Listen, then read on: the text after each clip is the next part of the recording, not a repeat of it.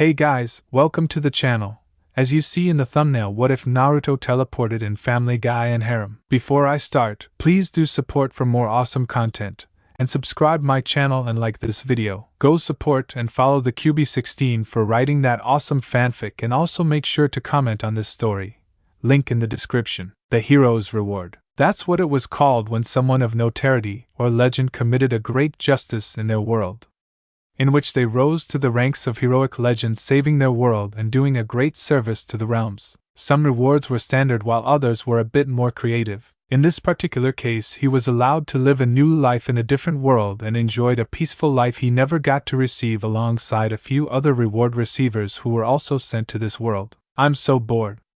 I should do something new. A ring on the cell phone he was carrying went off. This is Uzumaki, he answered upon taking out the phone. We have a job for you, Uzumaki. The usual? This one is non-standard. A long-term mission in which you have to keep tabs and reports of a family named the Griffins. You want me to keep tabs on one family? That was one of the things that came with the job, he supposed. Joining a military organization was the closest thing he could to have things be excited in this rather plain world. Is there anything I should? Strange and unexplained occurrences seem to occur around these people. Despite all the mayhem that occurs around them, no charges has been filed, and my superiors want the situation to be looked into. So something like a cover-up is occurring, and the superiors want to know who is the one throwing money around.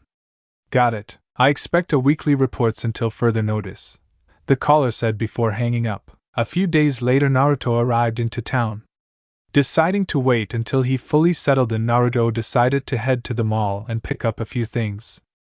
Now all he needed was a few people who could serve his use of cover while he was settling in. His means of income was a medical clinic he inherited from his late parents, and was currently being run by his uncle until he was of age. Having a younger identity always worked better in these small towns. Oh, what about this, Meg? A pink baby tee that says little slut. That seems pretty hip, stated a rather attractive woman with short orange hair. His gaze lingered on a moment before he recognized her. The wife of the family he was supposed to be monitoring. Nice chest, nicer legs, decent hips, about late 30s/earlier 40s, and just screams MILF. The daughter rather plain looking, but a pretty nice ass. I don't know if that's really me, Mom, said the pink-capped girl identified as Meg. Well, they've got one that says star and another that says dumpster. And they're all written in glitter, the orange-haired woman pointed out, trying to add some enthusiasm. All right. Give me dumpster, Meg replied with a sigh. That's the spirit, the woman exclaimed as her daughter disappeared into the changing room. You finding everything okay? Asked the young sales clerk. He had been working there for 2 years, and any day now he was going to get that big promotion. Yes, thank you, the orange-hair woman replied to him. Well, you just let me know if you need any. How do these jeans look? Meg said, coming out in a pair of hip-hugging jeans that loosely hung off her form. Allah wag! The sales clerk screamed in horror as he doused himself in gasoline which he pulled from under the desk. He then proceeded to ignite himself and jumps out the window. What in the hell? Naruto thought in shock. What the did I just see? He paused for a moment. Wait a minute. This screams something to end my boredom. Naruto walked over to them. This was a prime opportunity to begin his mission. That was freaky, huh? He asked the two women. It sure was, the redhead replied. I swear some people these days. So I couldn't help but overhear your name is Meg, right? He asked as her eyes lit up. Oh Lord. One of those types too easy. Why yes, I'm Meg. Meg Griffin, and this is my mom, Lois Griffin. The woman introduced herself. Charmed Uzumaki Naruto, but just call me Naruto. I know I don't look it, but I'm mixed, half Islander and Japanese. He wanted to go ahead and get that out of the way. You don't look Japanese, no offense, Meg quickly added. Yeah, I know, I get that a lot, he said as they walked out of the store. I was supposed to meet a friend here, but she bailed out on me at the last minute. I wanted to buy a gift for my friend, seeing her birthday is coming up and all, and I was hoping I could get a woman's opinion on what I should get. She's turning 18 and all, and she's the type of person who makes a great deal out of holidays, special days, stuff like that. Well, I don't see any harm, Lois replied. She was a bit suspicious of what the blonde wanted.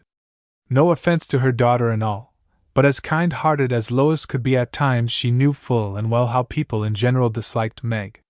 The prominent being her own husband Peter. Great, so, look out! Someone shouted as the sign above them fell. Naruto acted quickly and pushed them both out of the way as the sign smashed against the ground, causing debris to scatter everywhere, running naked through the mall. Help! I've escaped from Kevin Spacey's basement. Help me! Screamed a naked football-headed baby as he ran by. Hey, are you ladies okay? He asked as he dusted himself off. I get that was a close one. Yeah, we're ok, thanks. Now a second sign promptly fell on Meg. Meg! Oh my god, my baby! Someone help! The woman screamed, growing hysterical. A few hours later, Naruto came out of the operating room. I've done all I could. She won't look like how you remember her, but more or less I think. I don't care what you think, she snapped suddenly. I'm sorry, it's just, is she okay? Better than ever, he replied. Now to get this to work, Naruto more or less fudged on a few details, saying his grandmother had taught him a thing or two, being she was a famous medical profession back where he lived. It wasn't a complete lie, but it wasn't completely true either. With Meg dying from eternal bleeding and damaged organs, the grief-stricken mother willingly drove Meg to Naruto's clinic as they were having some problems about their medical insurance because Peter had the urge to become an astronaut and go into space. But building a successful rocket, of course, would not be successful for the just above mental retardation level man, resulting in him blowing himself up. 4 days had passed and Lois had left the hospital. Brian came by every few hours along with the rest of the family. On more than one occasion they had to drag Peter kicking and screaming. Naruto was disgusted how an intelligent and beautiful woman like Lois could love such an obese man with the intellect of a child. To be so cold and uncaring about one of his own children surprised the hell out of him. That and the baby Stewie, now that was another story. Naruto went over the door and opened. And Meg? She asked in shock upon seeing the appearance of her daughter. Meg, for a lack of better words, was ing fine. She had incredible curves with a round bottom and 36 Ds on her chest. Her new chest was contained in a small pink tank top that cut a few inches above her stomach. Her new lean and curvaceous legs protruded from a blue miniskirt. Now to mention, her lips were fuller, her nose shape was fixed so it was normal, and the fat had melted away, giving birth to a smaller waist. Think the Family Guy episode that deals with alternative dimensions. And Mom, look at me, the now beautiful teenager said as she did a twirl. I'm beautiful. And Mr. Uzumaki, I don't know how to thank you. You saved Meg's life. Before she could continue, Naruto cut her off. No problem, Mrs. Griffin. I could do something and I did. Please just call me Lois. Though I don't know if I can afford to pay. The woman trailed off before Naruto cut her off once more. No charge. I know some people just lack the money for expensive operations, so I won't charge your family, especially considering it was a freak accident. Well, I don't know, saving her life is one thing, but all his extensive surgery and change. 2 don't even know what to think. Naruto saved my life, Mom. He did this all out of the kindness of his heart. I think it would be rude to argue with him. Lois couldn't help but relent. She was a bit put off by the changes since she didn't believe that what's on the outside should matter. Though after the ridiculous incident at the store, maybe this change was the best outcome considering how Meg would have come out looking even if her life had been saved. The next night rolled around as Naruto took the Griffins out to dinner. Naruto loved traveling for numerous reasons. The current one was all the new restaurants he could go through and experience. So aren't you a little young to be performing complex medical procedures like surgeries? This question came from the anthropomorphic dog who introduced himself as Brian Griffin earlier that evening. What can I say? From a young age I was gifted and placed in advanced classes as a child. My experience in the field of medical knowledge is something I picked up from my grandmother. I'm actually planning on going back to high school and college because I wish to get a different degree, as the college I wish to apply to only allows transfers from particular high schools. I actually hope to go to Jameswood High as it's close to my house. Meg told me she went there, so I'll at least know one person there. So you're rich, huh?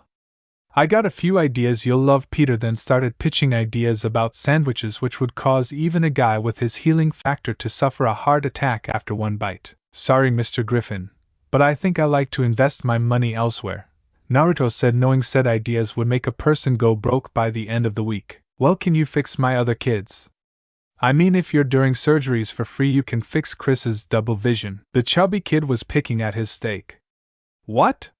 Why are the 12 of you looking at me like that? I don't think I should just do it on a whim, he calmly stated. Hey, you're paying for all this, right? Naruto said, unsure where this was going.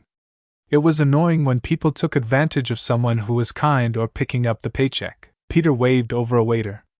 Hey waiter, I like a chocolate cake, please. Peter, maybe you shouldn't. Lois tried to persuade her husband not to be an ass in public for the 1000th time, only to be cut off. Come on Lois, it's this guy treat. Might as well enjoy it while we can. 3 hours later and Meg was still apologizing to Naruto about what happened. Naruto, I'm so sorry. Meg apologized for the 10th time. Peter had gotten drunk after ordering a little too much wine. Next thing anyone knew, he was running through the restaurant naked, eating off other people's plates.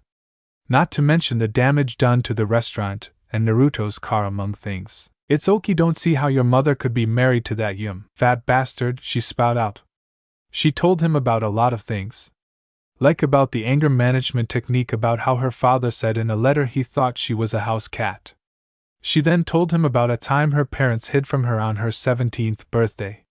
He was surprised Lois partook in this, but not so surprised Peter did. He shot you? He asked in shock as she nodded. He could tell there was much pain brimming inside of her heart. Naruto looked up to see the light in the Griffin master bedroom come on. Lois laid drunk and passed out. Peter on the bed. Meg, I can only say I'm sorry you've had experiences like that. I couldn't imagine having parents that would have treated me that right. Naruto took off his jacket and started unbuttoning his shirt. Whoa! What the hell are you doing? She asked as she saw a scar on his chest. I wanted to show you one of the scars I retained. A scar that I've kept to remind me of my own past experiences. He said, showing off a scar about the size of a hand on his chest. I have. She held up her arm and noticed not a single bruise or cut was there. It's gone. I did more than bring out those curves, Naruto said with a sly smile. Very nice, by the way. Thanks, though these curves are fake, the girl said with a sigh. Actually, those are all natural. Let's just say it's one of my trade secrets on how to bring out the best in the human form. What happens when all the crap we entered in our system is filtered out, and other such things. He gave her a wink. So about that cut. Where was it from? My idiot father. His idea of wrestling was throwing me through a window. Is child services in this town really that shitty? Never had a run-in with child services, so I wouldn't know, she replied with a shrug. Anyway, it's getting late. If you meet me out front at school tomorrow around 7, I can give you the tour. Sure, why not? See you then, he said, giving her a peck on the cheek. He then turned around and walked back to his damaged car. The windows in particular, as Peter Griffin smashed out the driver's seat window to get the Snickers that Naruto left in the driver's seat. The blonde was quite pissed, seeing as he had paid off the car recently, as well as the recent paint job he got for it. Now he would have to go get it fixed. The next day Naruto decided to go for a 3-story house complete with a pool and jacuzzi out back, among things. Okay, maybe not modest in general, but quite modest for him. There was Meg trying desperately to get his attention over the mob of guys coming on to her. Naruto whispered a chant as they all ran away screaming, which freaked Meg out. Must be tweakers? He offered lamely with a shrug. I thought they were going to eat me alive. I can't believe those guys would think I would go out with them after the way they've treated me. Hell, half of them told me they were gay when I asked them. That's human nature for you. The sin of lust is strong, especially with hormonal teenage boys. Now about this tour. Right this way, she said as they opened the doors and traveled down James Wood High, now cream spinach-colored walls. Whoever chose the color was a complete idiot. Is that Meg? Wow, when did she get hot? Who's that with her? Boobs. He's kind of handsome. You think they're together? Of course, look at her. I mean, now that she's why, who couldn't? Naruto spun and punched the guy in the gut, knocking the wind out him. It was a football player and one of the stars on the team. Whoa, did you see that? One girl asked as the football player dropped to the ground. Damn, that guy is strong. Wow, Meg, you finally did something smart, and had surgery. Now you no longer look like a disgusting pig, said an attractive yet snobbish blonde. Soho's the bitch? Naruto asked nonchalantly as several people gasped. What did you call me? She demanded with a sneer. A bitch, a snobbish high school queen bee bitch who has nothing but her looks to depend on. The typical big Ed dumb blonde who spends so much time on her back and sinking her claws into rich boys, or jocks that once she gets on in years she'll be nothing more than a gold digger marrying men in their 80s or 90s just waiting for them to kill over so they can inherit their money. Women like you often use money to hire much younger helping hands in the form of pool boys and give bootylicious cougars bad names. You make fun of Meg now, but when you get old and your looks fade you won't have anything else to rely on as you become an old sag, a waste of human space whose brain would have been better used in a monkey than the waste of space I see before me. Complete silence followed for 30 seconds until someone shouted, "Deyuum." Connie got treated. "Coming, Meg? I think I will, Naruto," she said, joining him as they continued on ahead. "Oh, and Sags," he called back. "At least you can tell your illegitimate bastard children you had the honor of meeting me." A bit pompous, but having you as a mother guarantees the average person is nothing less of a saint or great in comparisons of the value you would instill in your children. This is Naruto Tentai, folks, and I'm here to say the oppression under skanks like her won't run my school life. This is also a personal challenge on anyone who attempts to get back at me on her behalf. Wow, that was amazing, she whispered with giddiness.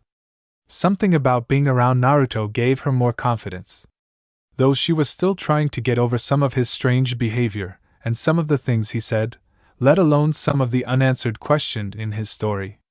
Though after all she had experienced in Quahog she could forgive a few things like his cryptic answer. "You know what, let's go to the mall after school and go shopping. Your current clothing looks a bit tight on you and I'm sure we can find a pair of contacts that would go perfect with your eyes." Meg decided she would give it a try. Maybe, just maybe, she would finally have a little claim to happiness her family wouldn't ruin. "Alright, but you're paying for everything," she added with a smirk. "Fine." The two of them started looking around for clothing for the mall to kill some time among other things. First was some shirts that had some room in the front. "This blouse looks nice," Meg said, holding up the cream-color blouse.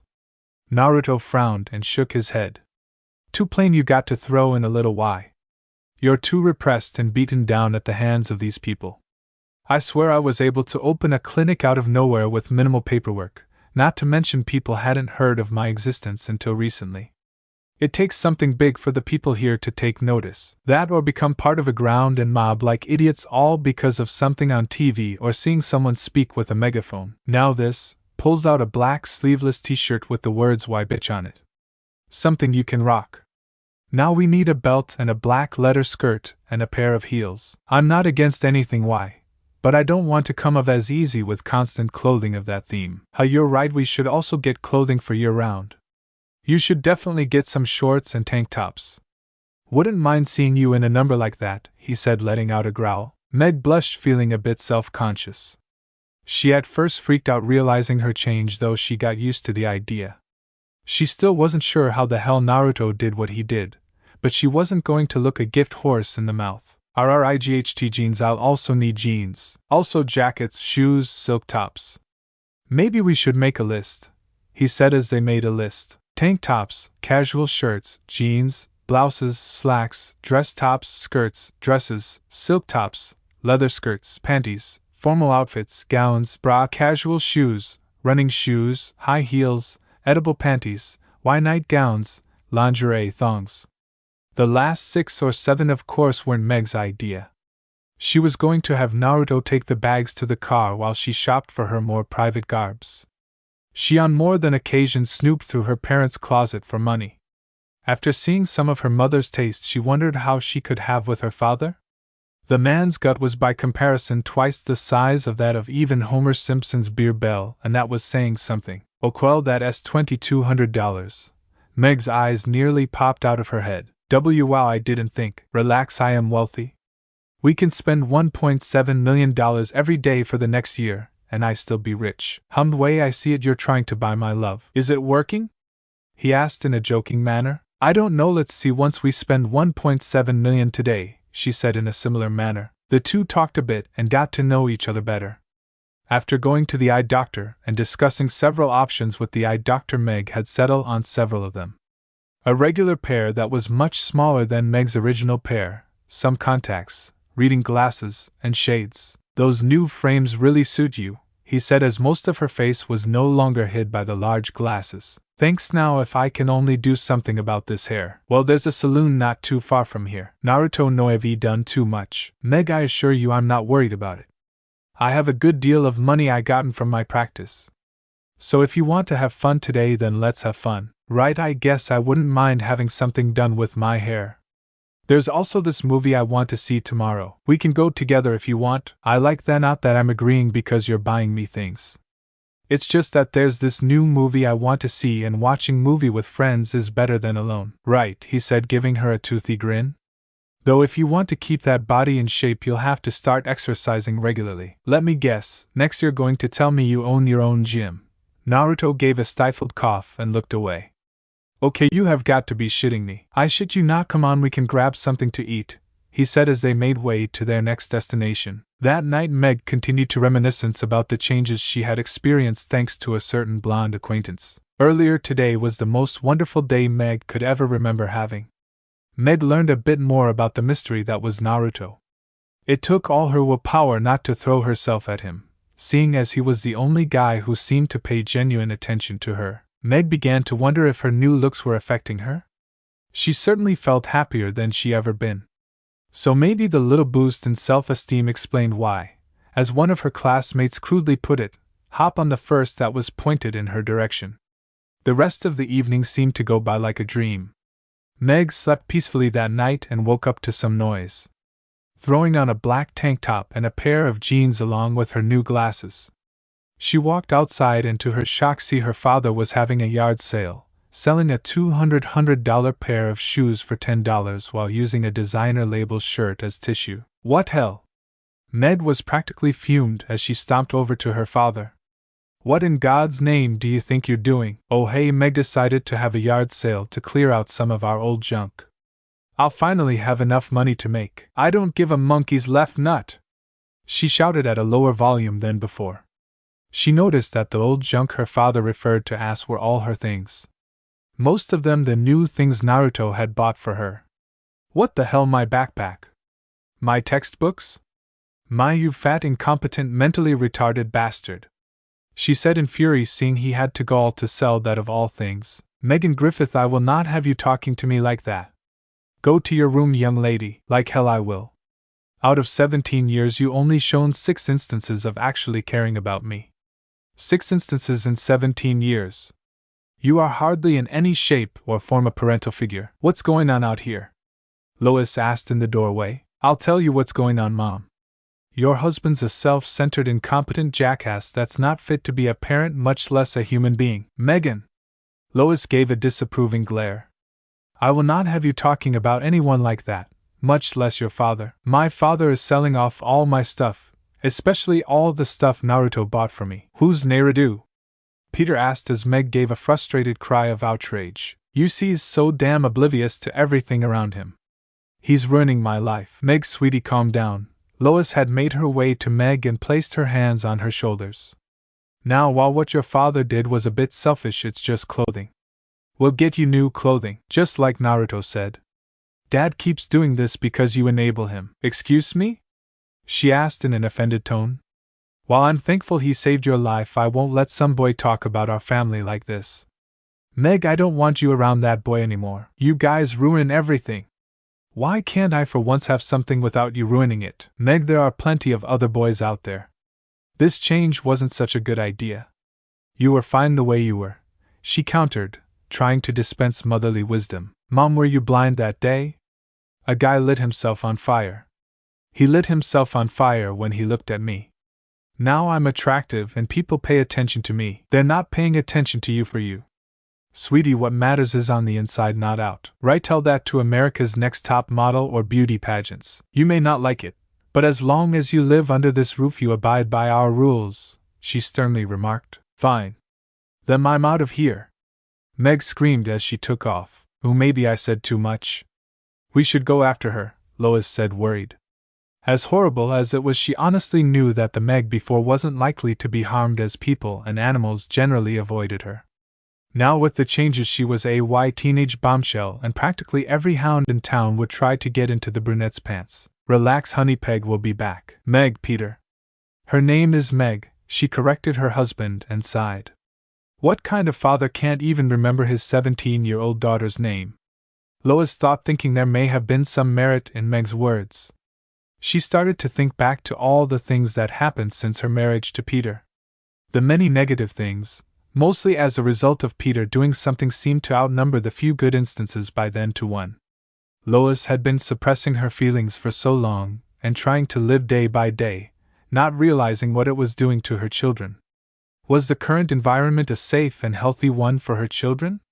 It then started to rain. At Naruto's place that night, he was getting ready to watch some Rooster Teeth when suddenly the bell from his door went off. He opened it to reveal a wet and freezing cold, shivering Meg. Meg. Naruto ushered her inside as she collapsed on his couch. His place was at least 1 hour and a half, maybe 2 walk run from her place. That meant Meg was in the rain for hours. He felt her forehead and saw that she was burning up. He took off her wet clothing and placed some of his clothing along with a heating pad on her. He fixed some hot tea and soup and waited by her side as she slept for several hours. When she woke up, she recounted on what happened that morning and why she came to see him. Naruto let the distraught brunette cry on his shoulder as he thought about a way to rectify the situation. He had since then moved her to another room as he tried to find a way to lightly tell her his plan before he decided to say screw it and tell her. Meg, you're going to have to divorce your parents, he said as she sniffled a bit, then sneezed. She took a tissue from the box and wiped her nose and finally replied, I can use some of my abilities to replicate your memories on film. I think with that, and the insane way things work in this town, it's possible. You'll need a job and a place of your own. I can offer you the shelter, of course, but you'll need a job. I got 2 positions for a nurse open at my clinic. His phone beeped. Naruto pressed the button to put it on loudspeaker. Yes? Sire Sharona Fleming, I believe, called about the nursing job. Right, tell her I'll meet her in my office tomorrow. Okay, sir. The phone call ended. Okay, make that one. I guess I could try, she said, sniffling again. She then sneezed. But first we're going to have to take care of that cold.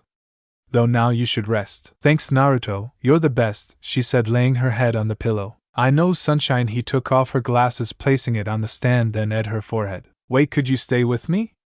Naruto smiled and nodded. So he got on the other side of the bed and laid above the covers. You must think I'm pathetic, huh? No, Meg, I don't know. No person should suffer like that under any person, much less their parents. If you don't want to talk about it for right now, I understand. Just know you can come to me when you're ready. Thank you. Meg softly replied as Naruto sat there with her until she could peacefully drift off. The courtroom came to a slow silence as the judge sat in his chair. On one end of the court sat Naruto and Meg with their lawyer, a fellow Heroes Reward receiver, Thomas Redheart. A young man, short black hair, a slight stubble on his chin with square-framed glasses. The lawyer arguing for the emancipation, while some slick young lawyer was on the Griffiths' side. He looked unusual for the part of a court appointment lawyer. He looked a bit more wealthier than middle class as he was clean-shaven, in his late 20s, short blonde hair that was nicely trimmed. He wore a nice and expensive-looking black suit. This court will come to order, the judge announced as he banged his gavel. Your Honor, on behalf of my client Meg Griffith, I am here to give evidence as to why she should be emancipating. Thomas got up and walked from behind the desk. I have numerous amount of video-tapped instances in where my client was neglected and abused. Lois whispered something into the lawyer's ear and he stood up, interrupted Thomas with, I object, Your Honor. My clients have shown their daughter nothing but love.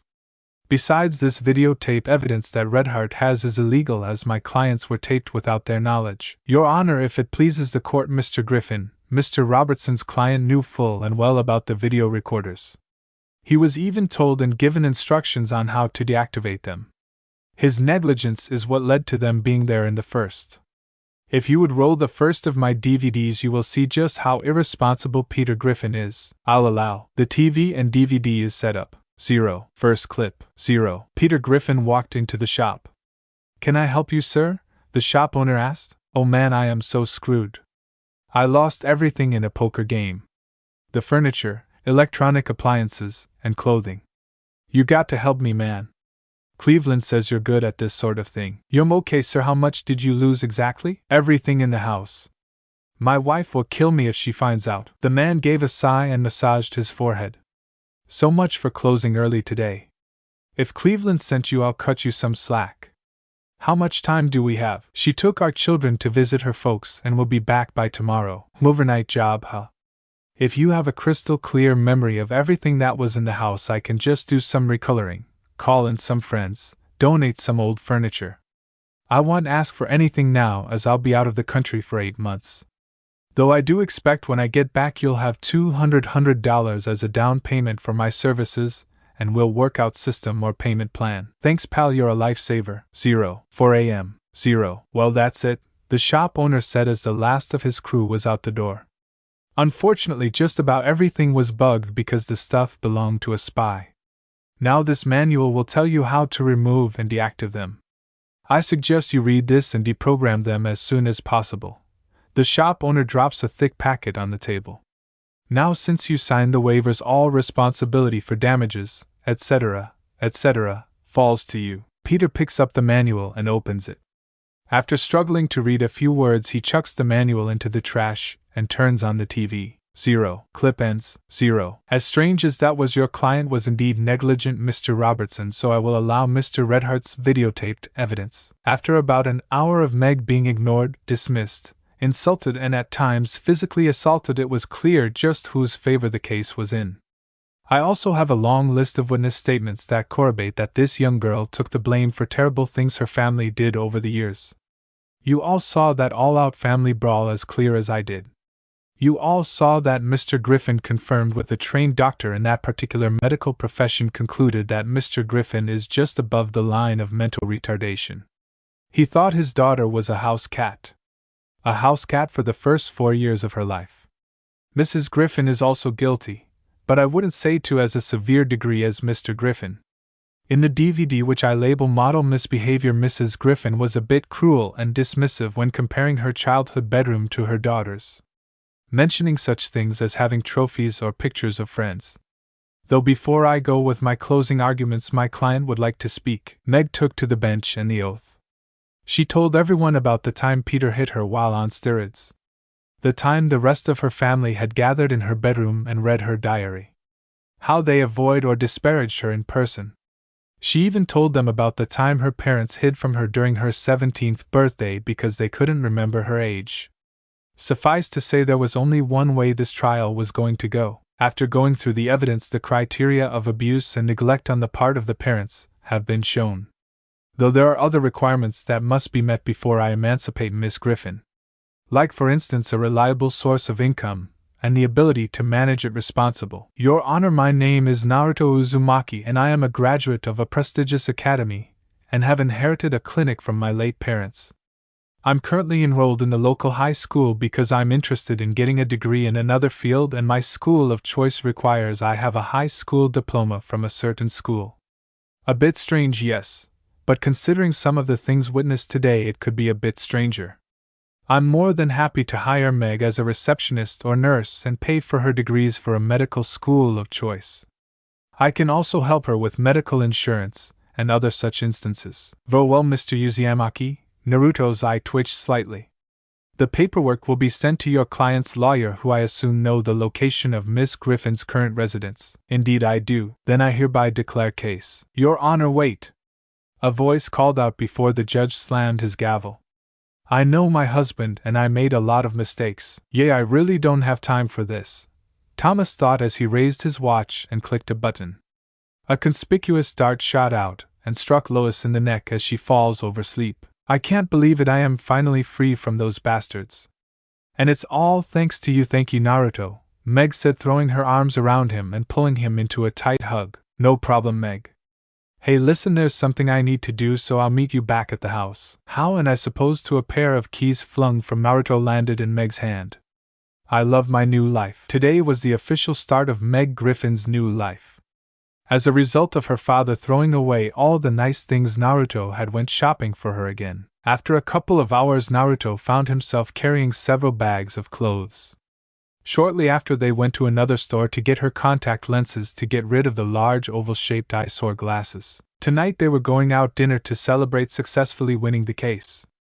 Naruto had gotten a plain singlet black Armani suit and common dress shoes, while Meg went with a ruffled front white blouse, a black ribbed miniskirt, and flat-heeled heels. Naruto drove them to a nice lavish Chinese restaurant called the Bamboo Garden. They were led to a nice little table by the exhibit, which consisted of a glimmering small pond under a bridge. The waitress, a young woman in her 30s of Chinese descent, Daoxing, took their order. Naruto had Peking egg with tea egg and Meg ordered dumplings with fried rice. Dinner had been a rather quiet affair consisting of mainly just small talk till afterwards they went out dancing. They moved to the rhythm of a nice lively beat as they enjoyed the amount of room they had, as this particular club wasn't too lively, but by no means empty.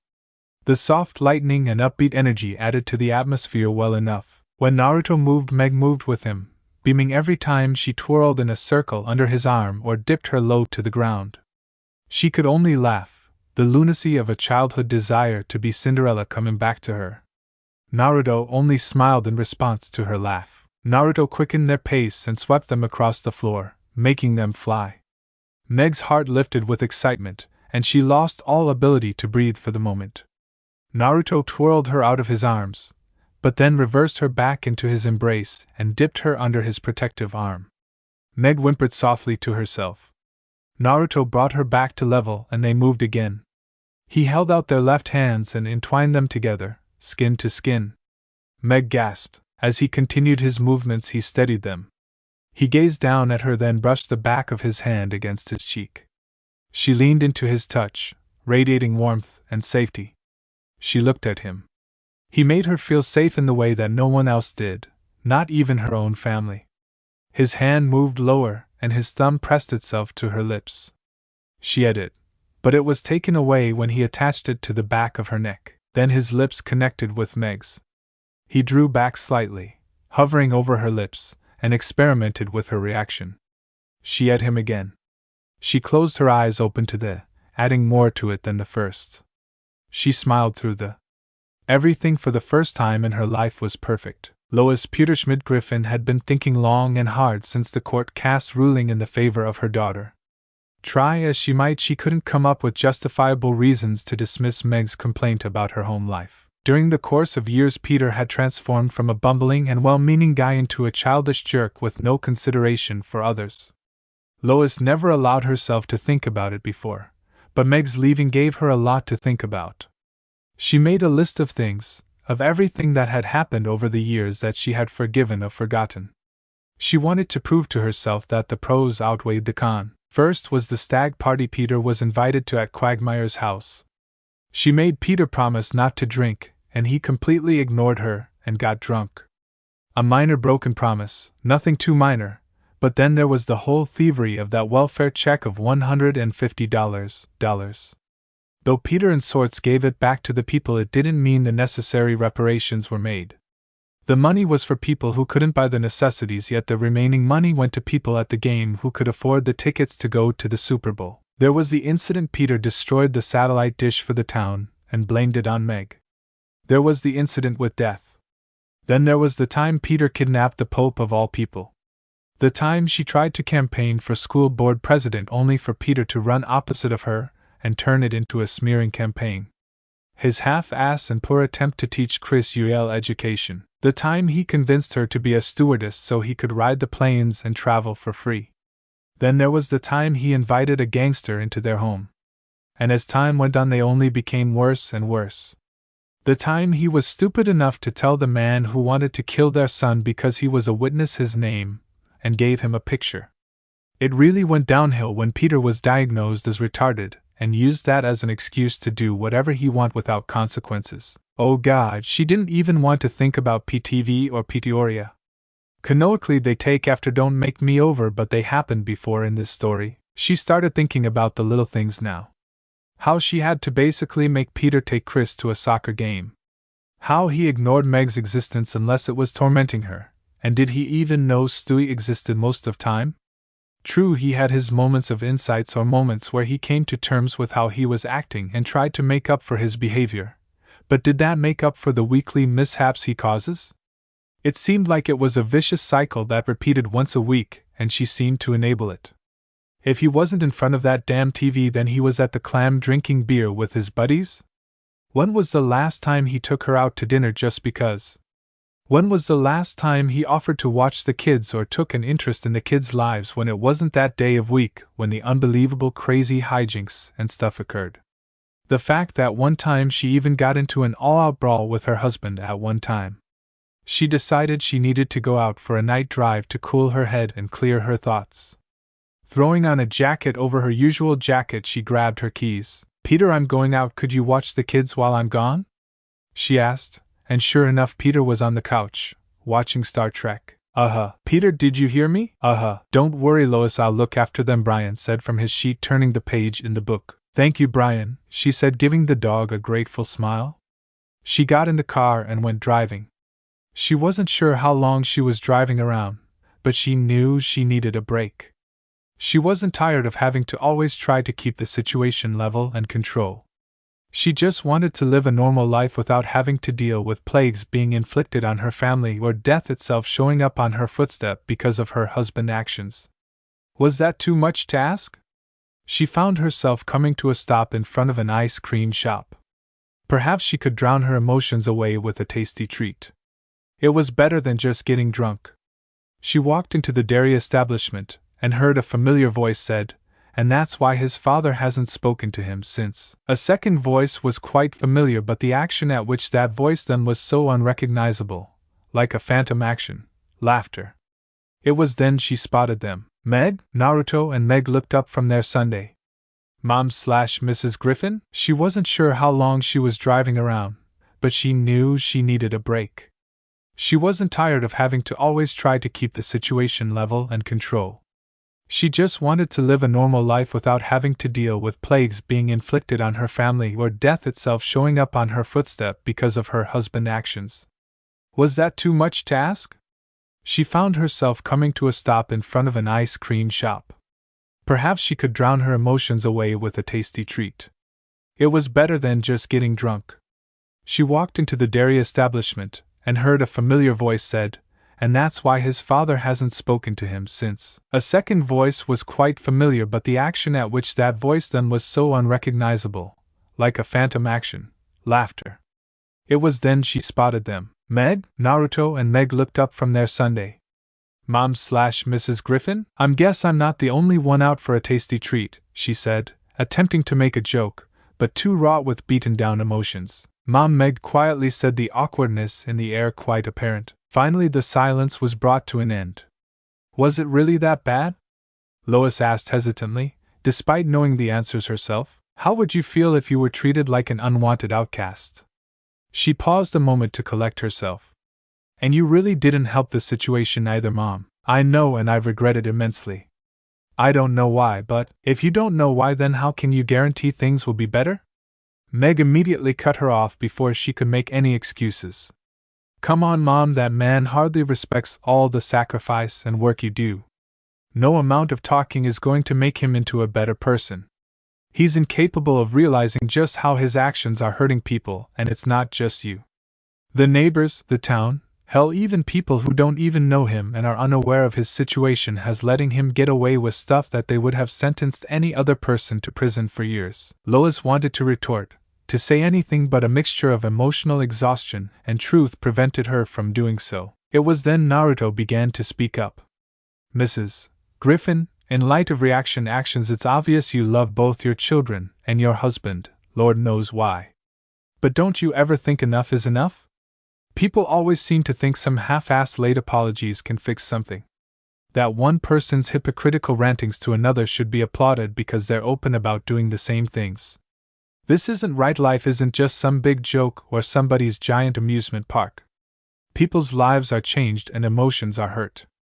You may not know this, but a lot of the damage your husband has caused or the people you hurt, and you find it odd that he isn't in jail or something? Lois and even Meg wore looks of confusion. With all the craziness they experienced, with meeting death and all, they never really put too much thought into it.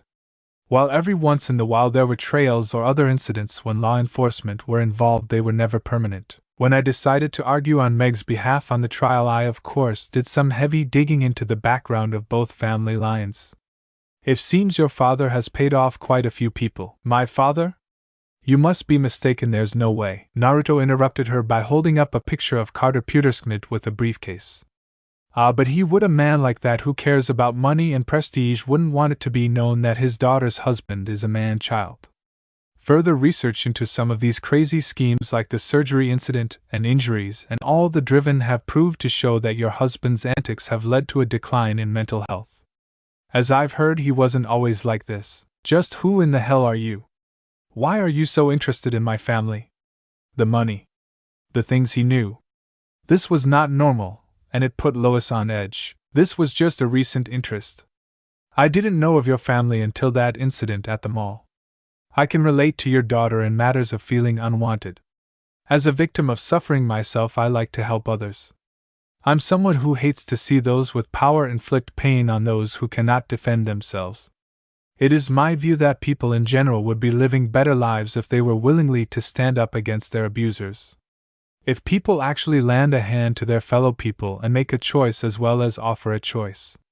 And for those who refuse to give up their corrupt and malicious way of life, well, extermination might be the only choice. For I see nothing wrong in slaughtering a murderer to save a doctor, killing a rapist to keep a college student alive, and putting an end to abusers to allow children to grow up happy and healthy.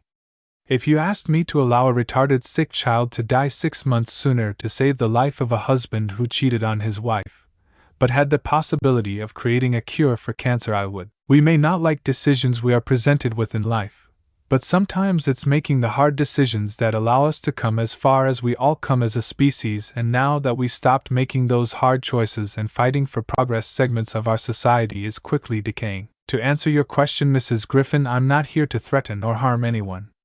I'm just enjoying the sights in my life, though I have a question for you. Will you make the decision to live your life or will you waste it? Naruto stood up and made his way over to Lois, who was rooted in her spot by an unknown emotion. Do you fear me? Possibly. Do I confuse you? Most likely. Do you trust me? Not likely. But I can see inside to the real you. His finger trailed along her cheek. When was the last time your husband called you beautiful and meant it? He placed a soft on her cheek. The last time he treated you like a woman? And I don't mean, but a goddess to be treasured? The last time he appreciated your cooking? The last time he spent any of the time the kids? They seem to be only his kids in genetics anyway. He chuckled and continued listing things. The last time he kept a promise with you without having to go through some end-of-the-day lesson bullshit? He seems to cause destruction to the people around him. I've heard things about the people here. One of his best friends a filthy UL predator, and the other a once proud cop who is losing his edge. Your husband seems to favor getting drunk instead of spending time with you. How he doesn't appreciate you. How could you not grow tired how he deases your family members when you've treated his with nothing more than kindness? How do you put up with his twisted fantasies and sick and half-assed delusions? Meg has told me about the bizarre worldview he filled your children's head with. Without you he would be a miserable, penniless, and rotting slob. Is it not bad enough that his behavior has made people stop sending their children over to you for lessons as a piano teacher, killing one of your passions, but his stunts forced you to swallow your pride and borrow money from your parents or other rich family members time after time? You deserve a man who loves you and will care for your children and can actually spare time with your children. Wow, that was a hell of a speech, some random man commented. Naruto let out a sigh. Shouldn't you have left for home, Johnny? He remarked with a sigh. Meh, I like to watch people's dirty laundry being aired. The man replied with a shrug. Before I forget, that was good work on the Sunday, Matthew. You get a raise. Buying this desert shop was one of the best decisions he ever made. What? Hey, that's not fair. I'm still not getting paid, Johnny cried out, but I noticed the whipped cream used came from my emergency reserve. That comes out of Johnny's paycheck. Oh, come on. Naruto took a card out of his pocket and handed it to Lois, who found herself able to move again. Feel free to visit your daughter or call anytime. That card contains all my contact information. You're probably confused and concerned who and what I am, but now isn't the time. Just know that your daughter is safe and I won't hurt her. I want you to think long and hard if you really want your children to continue to be raised in the environment they are in. Eventually, your husband is going to do something that your father can't make go away with his money, and you have to ask yourself, will you really be able to forgive yourself if one of his crazy schemes were to get one of your friends, or heaven forbid, one of your children killed? Naruto walked out the door and Meg began to follow. Mom, this ISIL new and confusing too booty won't live my life as a punching bag. I won't be the town's pariah and suffer their cruelty. I used to cut myself and sought out UAL ventures, the latter never happening because apparently my looks were so terrible people would kill their own little brothers then date me. But you knew that, right? I mean, you saw the guy set himself on fire as clear in day. Naruto is right, everything that is going on around us. It isn't normal, it's insane, and I rather find happiness and be loved by one person than be mistreated by a group. I hope you open your eyes as I have. If not, then this is goodbye, Mom. You've never were really vicious like Dad, and you have hurt me, booty, can't help but love you. You're my mom, you know. Accept the truth and call when you're ready, or throw away the card and continue living your life as you are now. I hope you really choose the former, but like me you have to make the choice. Take care, Meg said as she hugged her mother briefly and went after Naruto. Never before now had Lois Griffin felt so alone and confused. She looked at the card in her shaking hand and tried to contemplate everything she just heard.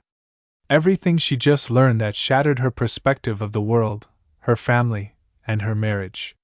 Taking a deep breath, she decided she would have to sleep it over before she made her decision. Getting into her car, she began her drive home. She stopped in front of her home, coming to a screech stop and slamming the door opened as she cried out, "Oh my God!" The Griffin family home was on fire. Meg! Breakfast is ready! Naruto's voice echoed from the kitchen. Meg having already finished getting dressed, Meg strolled down the stairs and entered the kitchen where a plate of food was waiting for her. Pancakes, hash brown, eggs, sausage, toast, and ham. Not to mention there was a glass of both milk and orange juice waiting by her plate. "Who made all this?" she asked as Naruto turned from the stove with a grin. "That's right. I took to learning how to cook for myself. It's a lot more convenient to be able to cook what you like instead of just going with whatever someone else cooks for you. Wow, it looks," she took a quick whiff of the food to take in its scent. "And smells so good," she said, sitting at the table. She took in a fork full of eggs. "Oh God, really good." She started shoveling it down. "Geez, you act like they didn't feed you over there," he joked as Meg looked up briefly and looked just as down just as quickly as her eyes was focused on the table. Naruto couldn't help but scowl. "I can't believe this," he mumbled under his breath, but loudly and harsh enough for Meg to make out what he said as he began fixing his own plate. "Doesn't matter, no Yuri with me now. Good thing too, considering what happened last night." "What happened last night?" Meg asked after a gulp from her orange juice. "Your old house nearly burned down," he replied as he picked up today's paper and opened it as Meg shook her head. "Oh God, who was it? Chris? Stewie? That fat bastard?" The latter, he said. Ten paused and folded the paper, revealing his right eyebrow was raised. "Stewie? The baby? Well, Stewie is rather smart for his age. Unnaturally smart. He treats me like the plague along with the rest of the family, so I mostly ignore him. After he stopped trying to kill Mom, I stopped trying to convince my parents he was anything but a normal toddler." Naruto raised an eyebrow. "I got to hear this. He's been trying to kill our mother for quite a long time, but since I'm mostly ignored, no one notices that I've spent all this time sabotaging him so he wouldn't succeed." "Well, how is this not something you couldn't somehow prove? Considering how I was treated before, I didn't really need to be thought as crazy compounded onto everything. You couldn't believe what I found. He has this whole cache of weapons, a monitoring device, and who knows what else. I've done everything I could to curb his destructive tendencies, but well, there isn't much I can do. Anyway, what were you saying about my house burning down?" "Well, your father was trying to make s'mores," he pretty much stated. "S'mores? How the hell do you burn down the house making s'mores?" Meg couldn't utter anything but exasperation at what she was informed of. "Yeah, well, I put together the following theory based on what I know of your father. That night your father was watching a camping show and what is often featured. S'nores. So he tried to make s'nores. Getting some logs and some kerosene, he started a camp fire on the stove. Need I say more? Meg couldn't even point out the absurdity of the most likely true theory. How much of the house was burned down? Mostly just kitchen damage and your former room, apparently. Oh, come on! Meg cried out as she threw up her hands. Really? Why the hell am I not surprised? I'm sorry, Meg, Naruto said as he placed his hand over hers and gave a comforting squeeze. At least you don't have to worry about that anymore. That doesn't undo the damage. This entire damn town has treated me like crap, and it's only intensified over the years. I mean, one of the few people to treat me decently was Kevin. Who's Kevin? My Nate Joe Swanson's son. We used to date it for a while before we decided to be just friends. He works at the local gas station and convenience store, the Quahog Mini Mart. Sounds like a nice kid. Yeah, I just can't believe how things have changed. Meg replied as her phone rung. Yeah, hello, she greeted as she answered the device. Yeah, I heard about what happened. You want me to do what? Well, why can't you have one of the neighbors do it? Meg sighed. Fine, Meg hung as she hung up the phone. So what did your mother want? He figured that was the only person who would willingly call Meg. She wants me to babysit Stewie while her and Peter contact a contractor about repairing the kitchen. My guess I can drive you over there, he said as he went to go get his car keys. After about an hour, the duo arrived at the Griffin's house. So what's up with his head? Naruto asked as he came from the kitchen, after observing the damage. Why is it shaped like a football? You know what, I don't know, she answered honestly. Yes, so this is the strapping young lad making all the fuss about town. You know, people like you show up one week and are gone the next. Maybe you can help clear up the idiocy that seems to have overtaken this town. I'll try, little man, but there's no guarantee, Naruto responded with a shrug. What the deuce? You can understand what I'm saying? I don't see why not. You're speaking English as clear as day. Everyone else probably just ignores you because you're a baby, he answered as the doorbell rings. I'll get it, Meg volunteered as she went to the door. So you're supposed to be an evil mastermind, right? Stewie's eyes widened as they quickly narrowed and he pulled out a ray gun. There appears to be a leak in my network. I'll dispose of the mole once I deal away with you. Stewie pulled the trigger only for nothing to happen. You might not want to make the energy supply so easily removable, Naruto replied, holding up a glowing red gem. Blast! At the door it was none other than Meg's neighbor, Neil Goldman. A nerdy redhead / carrot top teen with large teeth, pimples, and nasally voice. Hi Meg, you busy Saturday night? Neil, you asked me out, like, once a day, and I always give you the same answer, no. Meg pushes Neil and slams the door. Hey, isn't it that guy who is always hitting on you? Yeah, God, I don't think I could have been any clearer the last time I turned him down. As she turned to answer him, she was comprehending what she was seeing. Stewie was on Naruto's shoulder trying to choke him. Yum, Naruto. I know, Meg, he replied with a sigh. Hey kid, want some ice cream?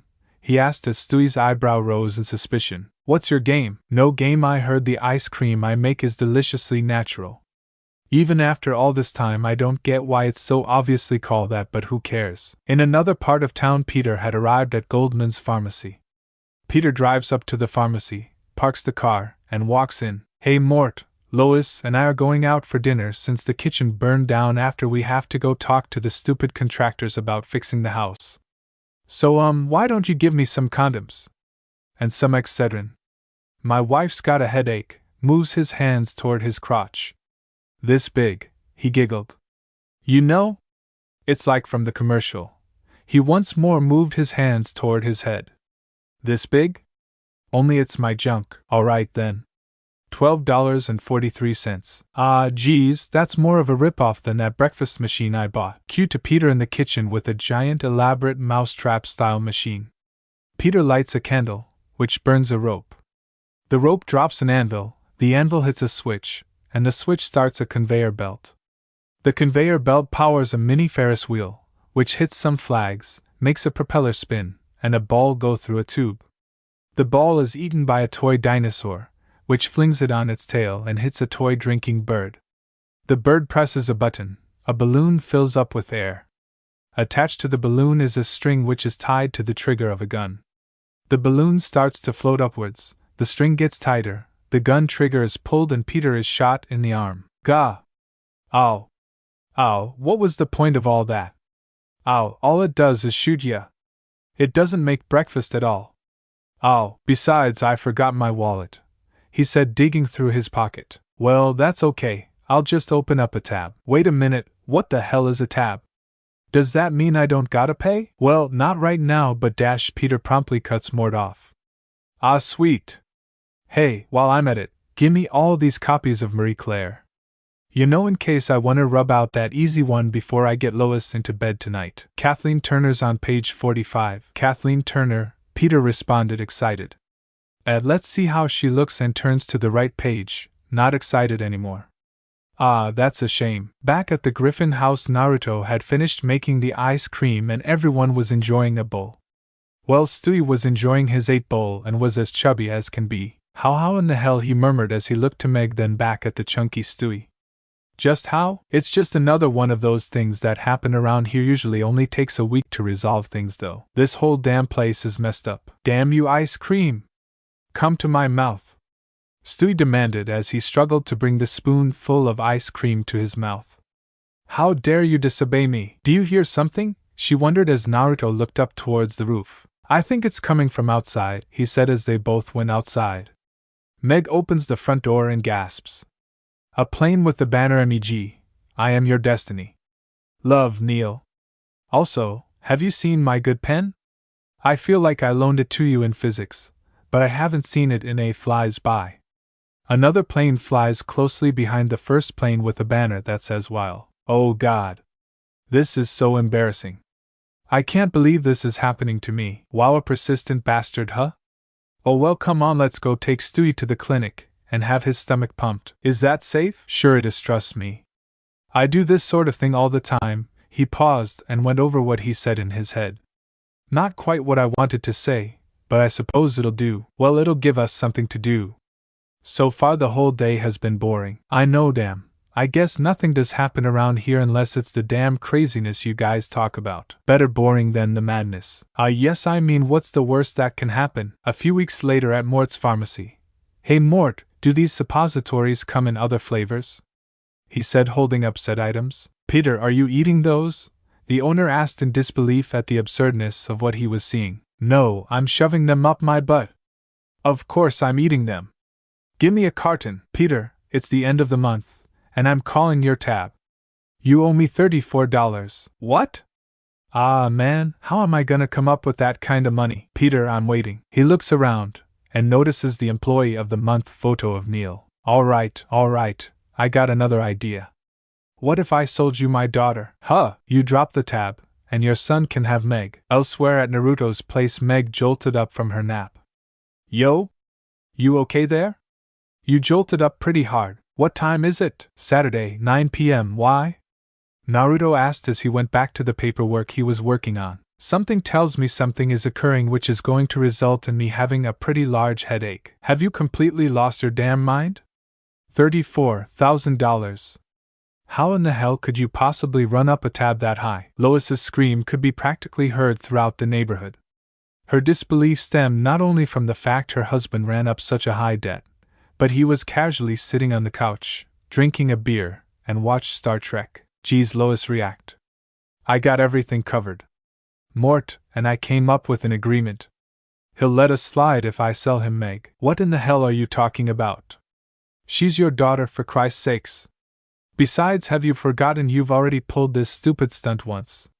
And not only is this illegal, even if Meg was still living with us, I won't let you do something so asinine. What's the big deal, Lois? It's not like you cared about what happened to Meg before, Peter pointed out as Lois fell silent. It was at that moment she began to realize just how horrible of a mother she had been the last few months. It wasn't until now that everything was starting to register. Or maybe it took even Peter calling her out to realize just how badly her relationship with Meg had deteriorated. I mean, we even agreed if we have to save 2 of the kids we leave Meg behind, and this is the same thing. I mean, how else are we supposed to come up with 34 grand? How could this have happened? What have I allowed myself to become? No wonder my baby hates me. I've become a monster. Well, I don't care what was said in the past, things start to change now. And you are going to find some way to settle our debt with Mort. Peter sighed. I suppose I can use the money from our savings or something. Well, thanks to your little mishap, most of our savings has diminished thanks to having to hire a contractor, buying materials to fix up the kitchen, and not to mention having to buy a new stove. Well, maybe you should have thought about that before you went for a drive. Me? She cried out in disbelief. You're blaming me for your idiotic. Lois paused as she began to massage her scalp, feeling a migraine coming on. I'm not even going to bother. I can't even say I'm surprised. I'm going to go ask my father for a loan and we'll work out a system on how to pay him back. No way. But Mr. Pewterschmidt is freaking loaded, Lois. He's not going to miss a couple $1,000. I don't feel right asking for money to bail us out whenever one of your scam. Yes, go awry. Now when I get back, you and I are going to have a talk about how things are going to change around here. Yeah, whatever. He responded dismissively. In an annoyed huff, Lois grabbed her jacket, purse, and keys as she couldn't bear being in the house another minute. As she got in the car, she began reflecting on just when everything started to go downhill. And that maybe she was started to lose her patience and sense of self as time went on. And it might be time she considered separating from Peter. The very next day, Meg was walking down the stairs letting out a yawn here or there. She and Naruto got in pretty late, but she didn't mind. Last night was one of the greatest nights of her life. Morning, Naruto, she said, his cheek. Someone's happy this morning.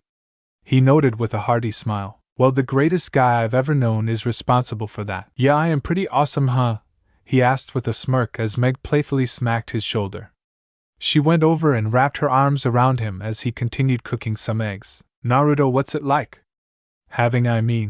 She abruptly and out of nowhere asked as Naruto's arm jerked, and the edge of the pan slammed into one of the edges of the stove. Next time give me a warning when you ask something like that, he said as carefully brought the pan back over the fire. We haven't even had breakfast, he said as Meg rested her head on his back. And that's kind of random, to be honest. Let me be frank with you, Naruto. You've been in this place for a week now, right? What are the chances of me getting laid willingly and the guy caring? In Quahog of all places? Naruto paused and pondered it for 2.5 seconds. Fair enough, but can we at least finish breakfast before talking about that? Meg sighed, I guess. Hey, cheer up. Let's go to your mall after breakfast. That should take your mind off getting into my pants, Naruto said as Meg smacked his arm. A few hours later, they were inside a clothing store at one of the clothes holders. How about this? Meg asked as she held up a red-top spaghetti string tank top. It's okay, he answered in a subdued tone. It was just a normal top. Okay, then how about this violet one? She asked, holding up the same exact brand of tank top but a different color. I think a blue one would be better, he said as people were gathering around, whispering and pointing. It's ironic, you know.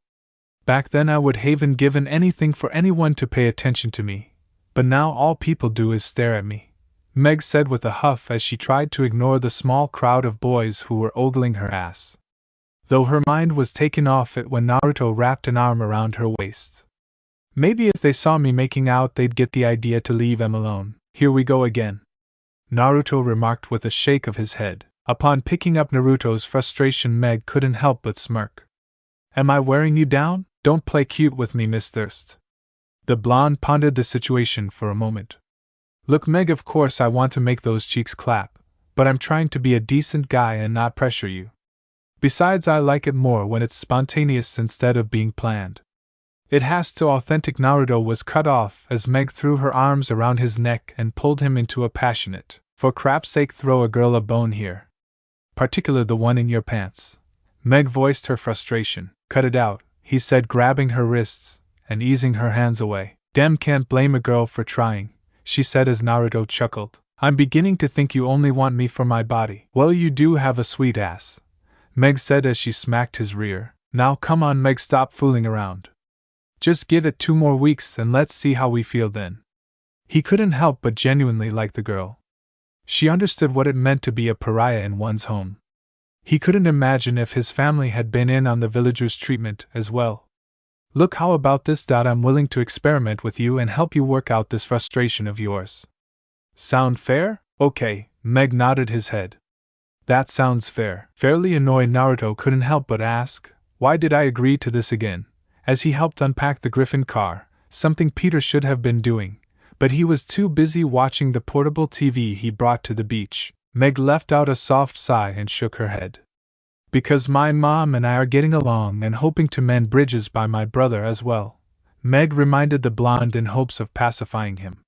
She hoped that whatever issues might flare up would not result in them getting into an argument for it. Meg just wished for a chance to mend whatever ties she had with her brothers, or at least make some without the corrosive influence that hung over them for so long playing a factor. Speaking of which, Chris was running along the beach, screaming as he swatted at the seagulls chasing him. Wow, Naruto said, slowly coming to realize that stuff like this was simply going to be happen in this weird little town. Meg sighed with those soft, pouty lips of hers and leaned against Naruto's larger frame.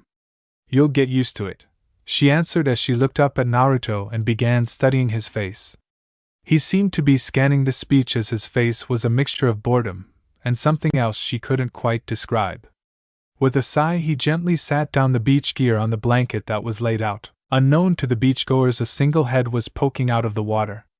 It was a merman, and he wanted revenge on humans for hunting his friends, the fish of the sea.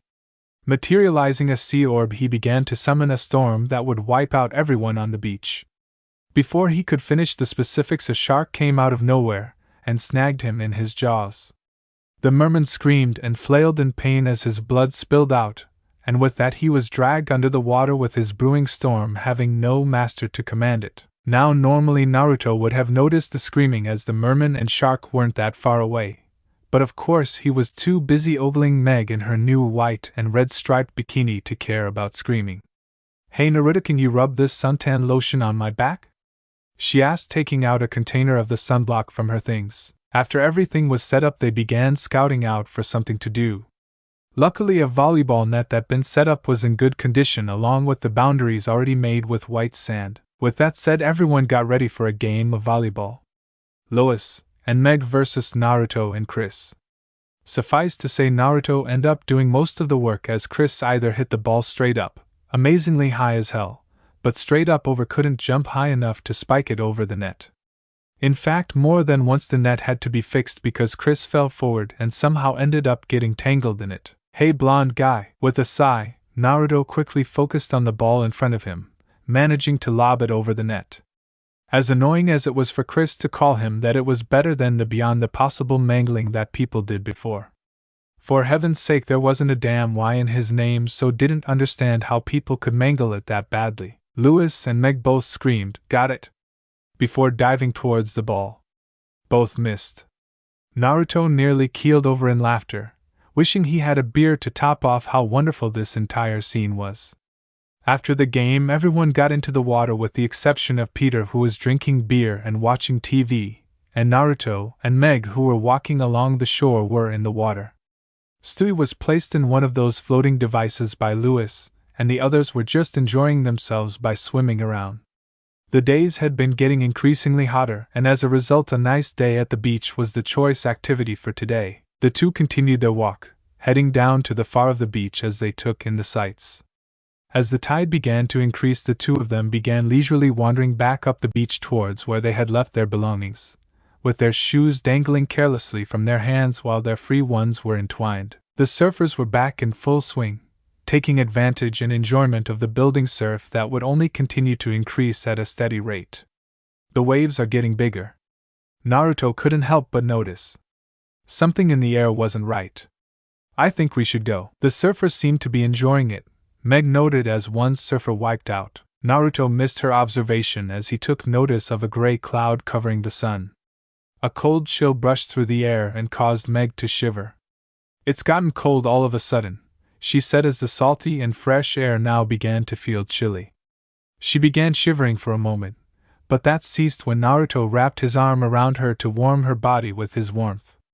Maybe we should go. The warm blanket of the sun had soon been replaced by chilling winds and rough waters. This definitely isn't normal. Let's go, Naruto said as they began rushing back to the others were.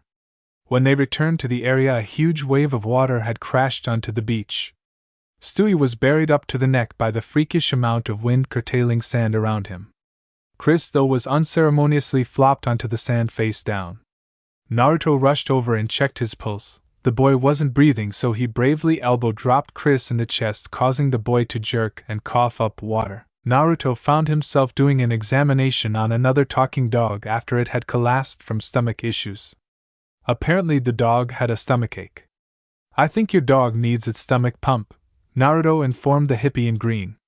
"What all did he have today?" "A couple of hot dogs, some candy, some popcorn, a whole pizza, some dog biscuits, half a stick of cotton candy, a stack of pancakes, and several gallons of soda," the boy listed off as Naruto's eyes narrowed. "What the hell is wrong with you?" "My God, I am sorry, sir, but I'm going to have to put your dog down," Naruto said as he pulled out a shotgun from the bag he was carrying. "No, Naruto! You got to help my mom," she pleaded as she grabbed him by the shoulders, pulling him away before he could murder the poor animal. For a moment Naruto was startled, wondering where the hell Lois's husband was at when he spotted him, laying on the blanket and passed out.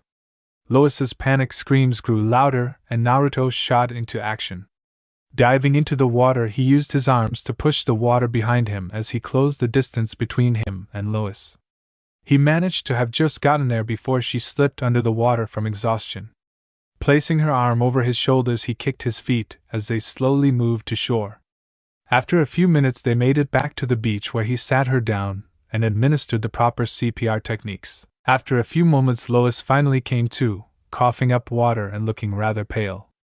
"That was amazing, Naruto," Meg said as she threw her arms around her roommate/friend/lover. "Yes, Naruto, thank you," Lois said as she took a moment to catch her breath. She couldn't believe how close she came to dying, and she realized something. What if she wasn't the only one that had been in the water? What if Naruto wasn't here? Her husband was nowhere near responsible enough to raise children on his own, and it also made her realize how far she had let herself go. Now, while she was considered one of the most attractive women in Quahog, it was the fact strength was measured in more than beauty. She, a former swimming prodigy that could have competed in the Olympics, needed to be saved. All the drinking, partying, and drugs accompanying throughout the years took its toll. Now, although jujitsu lessons had toned her body and undone some of the physical degradation, it wasn't enough. "I've been putting this off for too long. It's time to face up to the facts, Lois. You're no longer married to the man you fell in love with," she thought, sending a scathing look to the sleeping Peter. "Even though all this, he was still asleep. And there is no way he can raise Chris and Stewie without my help. It's time I write up a new will and consider filing for a separation." Lois knew it was going to take her some time to gather up money, find a good divorce lawyer, find a proper 3-bedroom house with a working bathroom and other commodities. Peter's shenanigans didn't make it easy, and she really didn't want to borrow any more money than she had to. It was going to take her months to get all her affairs in order, so as such she decided to pretend nothing was wrong. Thankfully Peter seemed to have been rather docile as of late. "Peter, I'm going Tomy Book Club. Remember to go to the PTA meeting." "PTA meeting? What, are you high?" he responded. Lois had to repress the urge to snap at him as she bit her inner cheek. She really wished she wasn't so damn vulgar in front of the kids half the time. She felt the urge to respond, "Not anymore. I crashed hours ago," only to realize how hypocritical it would have been if she had said that. Lois had taken to smoking weed to calm her nerves. It wasn't like the situations the Griffin family got into were normal. "By the way, we're out of chips, cookies, and funny bones. I'm going to the book club and you are going to the meeting." She emphasized the last word with a glare as she adjusted the book on her arm. The book meeting was one of the few things she had that allowed her to take a break from the insanity that was her life. Peter frowned before the clockworks in his head started turning, and he turned to Brian. "Hey Brian, how about you go to that meeting for me?" he suggested. With a look of disinterest he lowered his paper and replied, "Yay, I don't think so." "Come on buddy, you owe me." "You remember what I did for you last week?" he asked, bringing up the fact that Peter had joined in on the little sing performance Bran wanted to perform in the backyard. With a reluctant sigh Brian went along with the suggestion and went to the PTA meeting. Meanwhile at Naruto's clinic the blonde had just finished giving her a tour. She would be starting in a few days. They were casually chatting about nothing in particular. "Can you believe my father actually got James Woods to fly down to oppose the name change of the local high school? To be honest, I'm not really surprised by anything people do.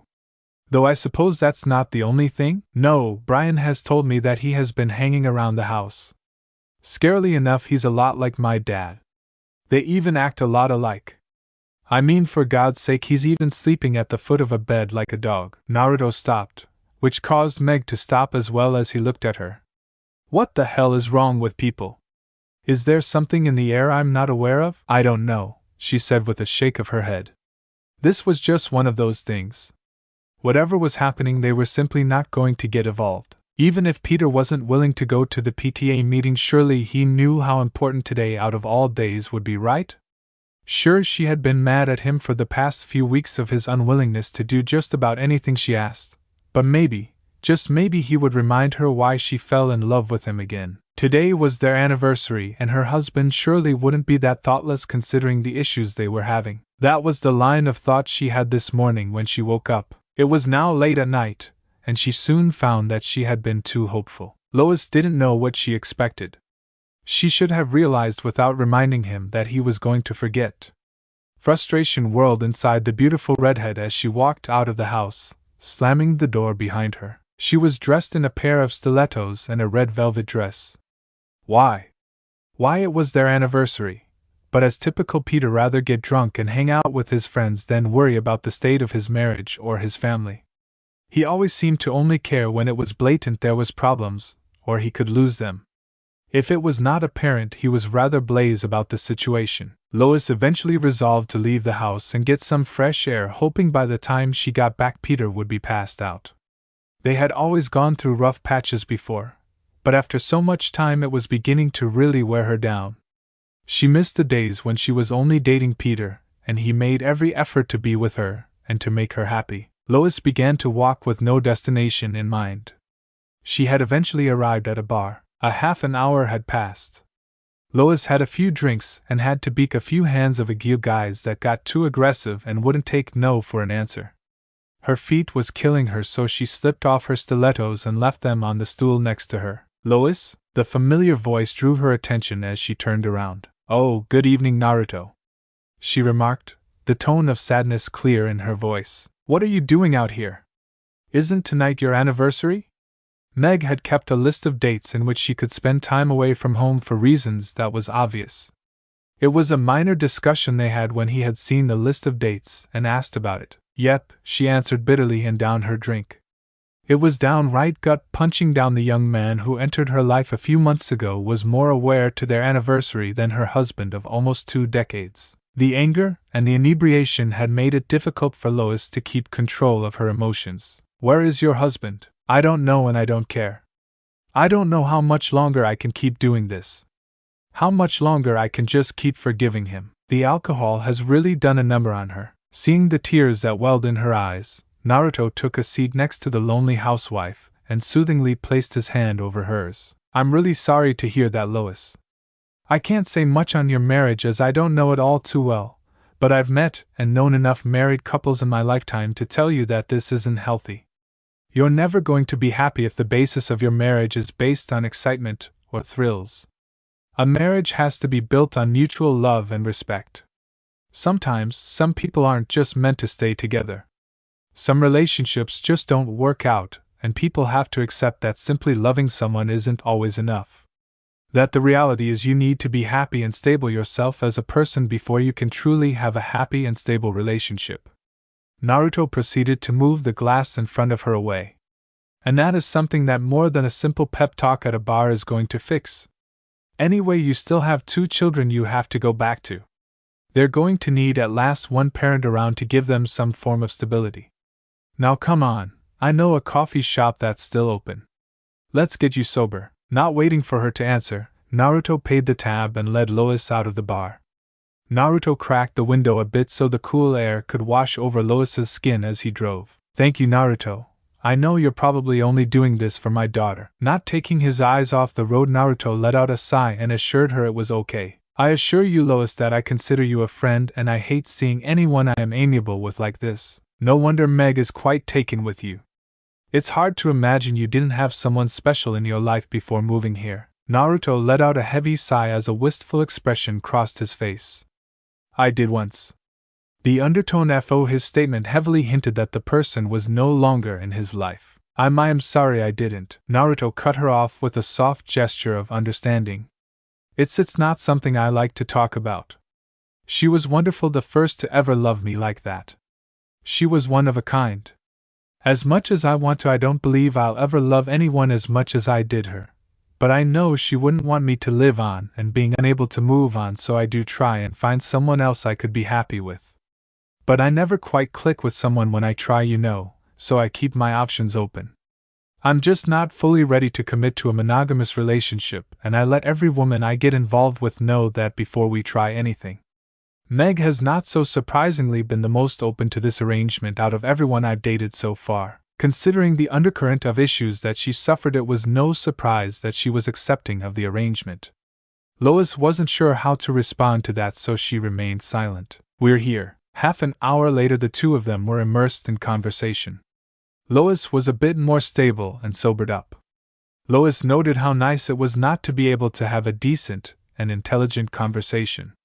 She felt comfortable enough to where she had gotten some things off her chest. When Naruto insisted on getting to know Lois, and trying to understand how the woman in front of him could have done what she did to Meg the past 2 years, the topic of discussion got heavy. Like how some of her bolder behaviors and actions were in response to defiance of her father. The more he prodded and learned, the better he got to understand the redhead. Sure, he felt a fair bit guilty using low-grade hypnotic techniques to make the woman more suggestible and forthcoming, but he needed to make sure that he was getting completely honest answers from her. Realizing it would be dawn in a few hours, Naruto suggested he would drop her back off at home. As they exited the coffee shop, Naruto could feel a deep gaze. He paused and felt a tingle as he felt a hand rest on his shoulder. Lois, he began. Lois, what? He was caught off guard as the woman threw herself at him, her lips passionately claiming his as they slammed into his car. One thing was certain. He was not expecting for his night to turn out like this. Lemon has been removed. The morning after Lois's announcement, sunrise painted soft tangerine streaks across the kitchen's broad picture window.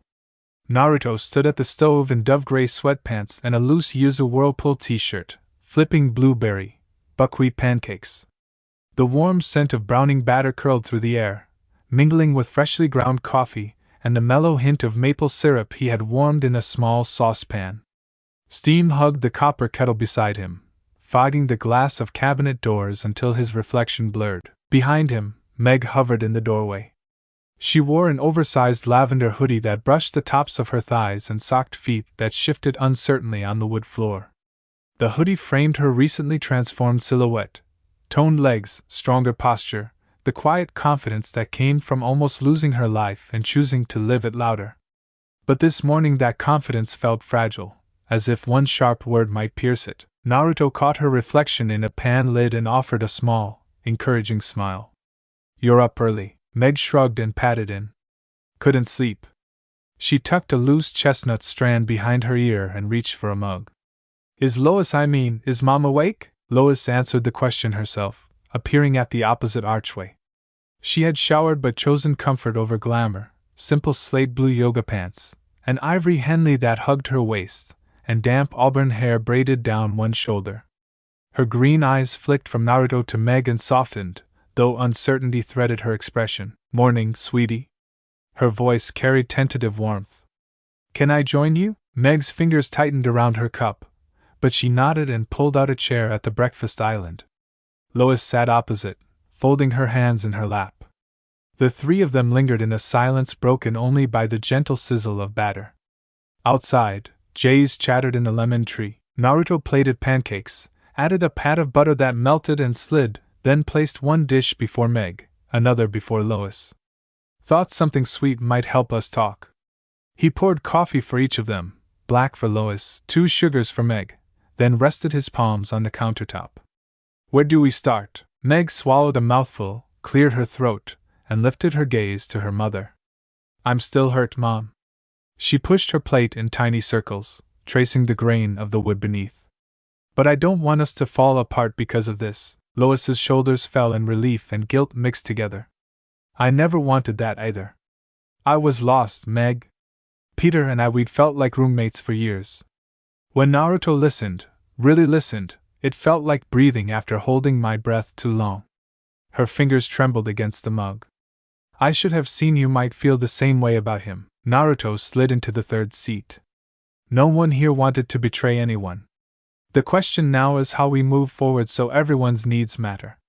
He glanced at Meg. What do you need from us? Meg drew a steadying breath. Time, honesty, and boundaries for now. Maybe we figure out how to just be in the same room without tiptoeing. She flashed a wry smile. And no secret make-out sessions in the hallway, please. Lois's cheeks warmed, but she mirrored the smile. Agreed. Naruto tapped the countertop. Then today, let's start small. We share breakfast. Later we can go for a walk together, public space, safe conversation. He lifted his cup. Deal? Mother and daughter traded glances, then both nodded.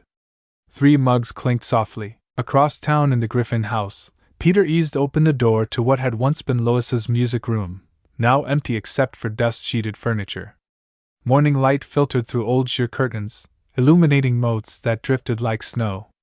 Peter wore gray sweatshorts, a faded Pawtucket Patriot Ale tee stretched over his belly, and carried a cardboard box labeled Day 1. He set it on the center chaise and opened the flaps.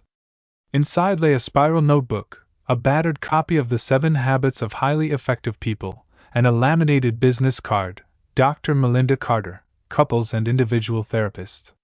Peter inhaled shakily, surprised by the tug of determination amidst the ache. He flipped the notebook open, scrawled the date, and wrote, Goal number 1, stop coasting. Show Lois I can grow. The house creaked, settling around him. Chris's bedroom door thudded somewhere upstairs. Stewie's voice muttered to Rupert down the hall. Those small sounds used to irritate him. Now they reminded him he wasn't doing this alone. Quagmire's earlier words rang in his ears. 1 step at a time, buddy. The first step, Peter decided, was to listen instead of joke. He thumbed through the habit book until a phrase struck him, be proactive. He underlined it 3 times, shut the cover, and grabbed his phone. With clumsy thumbs he punched in Dr. Carter's number. Good morning, Dr. Carter's office, a receptionist chirped. Hi. Peter Griffin. I need an appointment. Like, as soon as possible. His voice surprised him, nervous yet resolute. By 9:30 he had a slot for Thursday afternoon. He wrote it in block letters, circled it, then added, stick to it, no excuses. He snapped the notebook shut, feeling a flicker of pride ignite. Late morning found Naruto, Lois, and Meg strolling a creekside trail bordered by blooming jacarandas. Lavender petals drifted down in gentle spirals, peppering the path like confetti. Naruto walked the center, hands tucked in hoodie pockets, giving mother and daughter space at either side. Sunlight dappled across their shoulders through shifting leaves. Lois inhaled the floral breeze. I used to bring Chris and Stewie here for tadpole hunting when they were little. Peter always said the mud smelled like Cleveland's basement. Meg huffed a quiet laugh. Of course he did. Her voice lost some of its earlier edge. Naruto pointed to a wooden footbridge ahead where koi congregated beneath. Let's sit a minute, he suggested. They leaned on the railing. Water glimmered jade and amber beneath ripples. Meg plucked a fallen blossom, twirled it between her fingers. Mom, do you think Dad can really change? Lois watched the koi scatter under drifting shade. I don't know. I hope so, for him and for all of us. But I realized I can't hinge my life on waiting. She turned to Meg, earnest. You taught me some of that courage, you know. When you survived everything with Naruto, you came back brighter, more alive. Watching you choose yourself reminded me I could do the same. Meg blinked, tears pricking. I never knew that. Naruto's chest warmed at the exchange. Courage is contagious, he said softly. A comfortable quiet settled until the burble of the creek sounded like conversation. Meg eventually asked, so, practically do we try family dinner? All of us? She glanced at Naruto. Even Dad? Lois's brows lifted. That might be combustible. Maybe, Naruto allowed, but if we set ground rules, respectful tone, honest sharing, no yelling could be worth trying.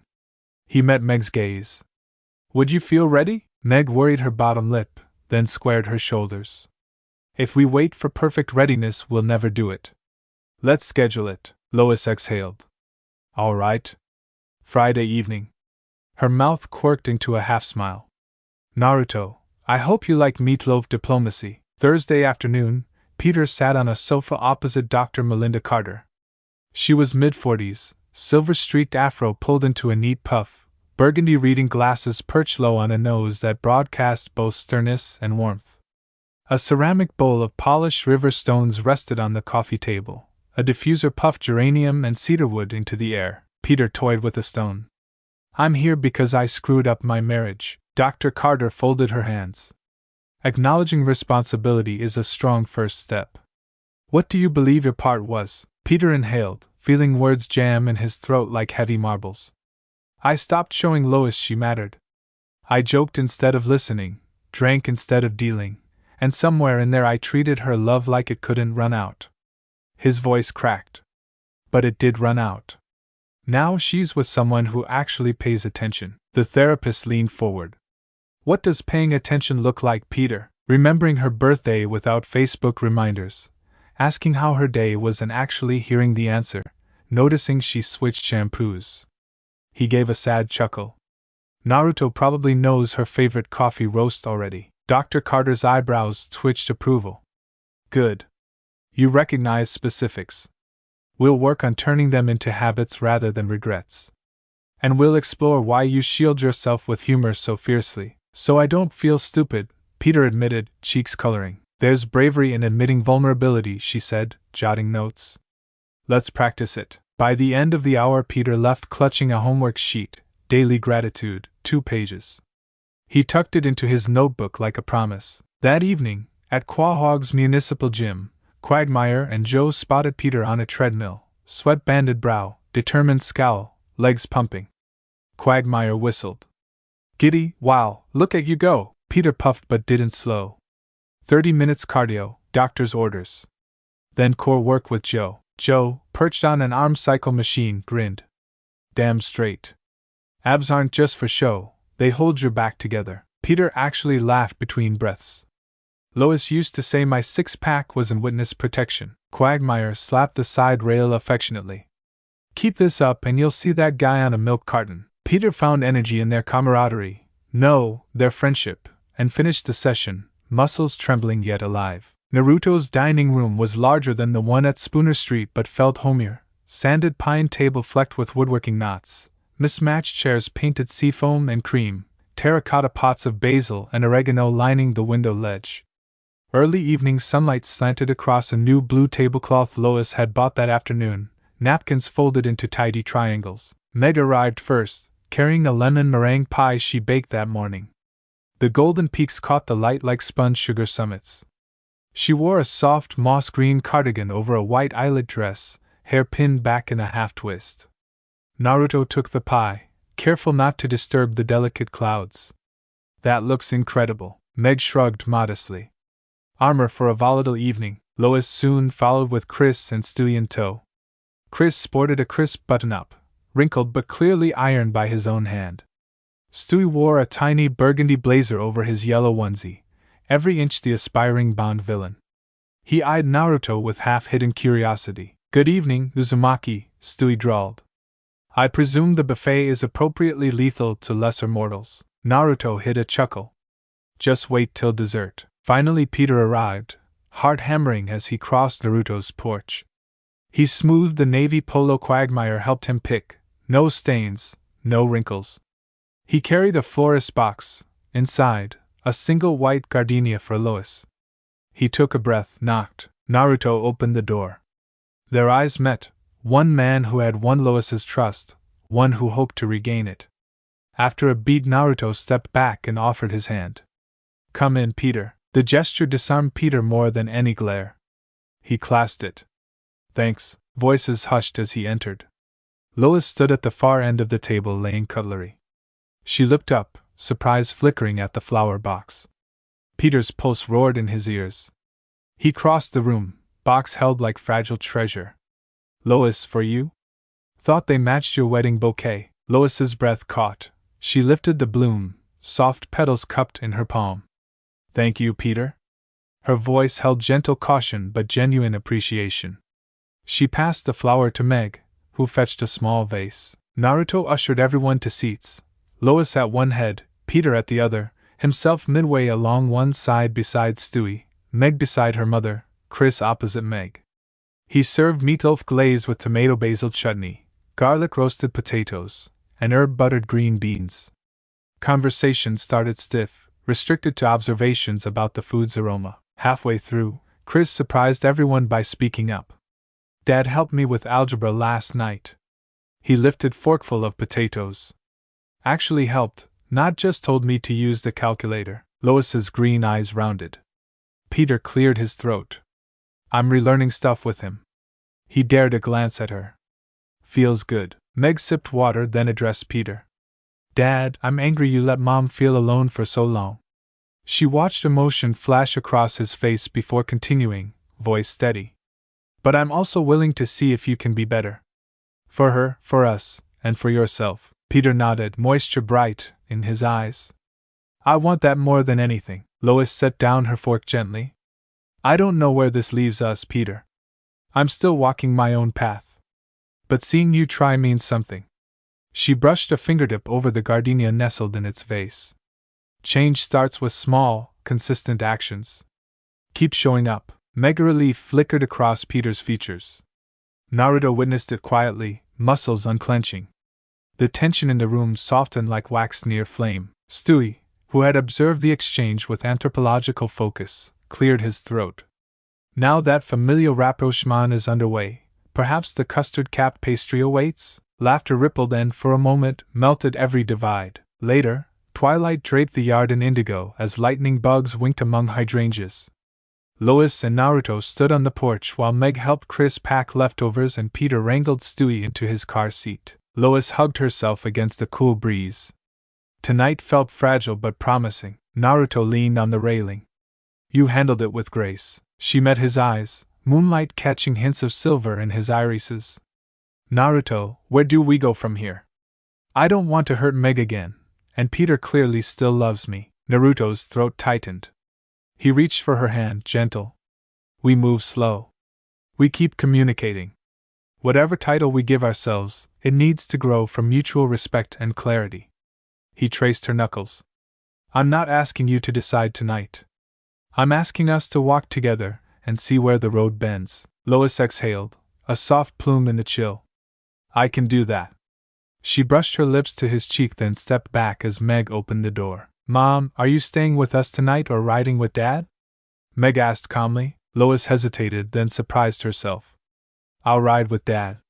There are things we need to talk about. She touched Naruto's arm lightly. I'll call later? I'll be up, he assured. Meg watched the exchange, then offered her mother a tentative smile. Good luck. Call me if you need rescue. Lois laughed, hugged her daughter, and crossed the drive where Peter waited, hopeful and patient, for the first time in a very long while. That night, long after the Griffin's car taillights disappeared down the street, Naruto sat at the kitchen table nursing peppermint tea. Meg slipped in wearing plaid pajama shorts and a white tank top, candle in hand. She set it between them. Warm glow flickered across their faces. I wanted to talk once more, she said, voice low and steady. I'm proud of how tonight went, but I meant what I said about stepping back. I still need to figure out who Meg Griffin is without chasing approval. Naruto's smile held admiration. That self-knowledge is brave, Meg. She toyed with the candle jar. Doesn't mean I don't care about you. But maybe our relationship takes a new shape, not romantic right now, but something equally important. She looked up. Can you accept that? Naruto reached across, giving her hand a gentle squeeze. I accept and respect whatever form your happiness takes. Friendship, family, allies, your call. Meg's shoulders loosened. Then let's start there. She rose halfway, impulsively pressed a quick to his cheek, and whispered, Thank you for giving me room to grow. After she padded off to bed, Naruto sat a while longer, candle flame reflecting in his eyes. Back at Spooner Street, Peter opened his notebook before bed. Beneath tomorrow's to-do list, apologize to Meg for old jokes, cook breakfast, call Dr. Carter. He added a line in bold letters. Change is uncomfortable and worth it. He underlined it once, closed the book, and for the first time in months drifted to sleep with hope instead of regret. Thanks for watching this video. You really enjoy this video. Like, subscribe, and comment down below, and turn on that bell notification. Don't forget to support and follow QB16 for writing that awesome fanfic, and also make sure to comment on this story, link in the description. See you in the next video. Goodbye.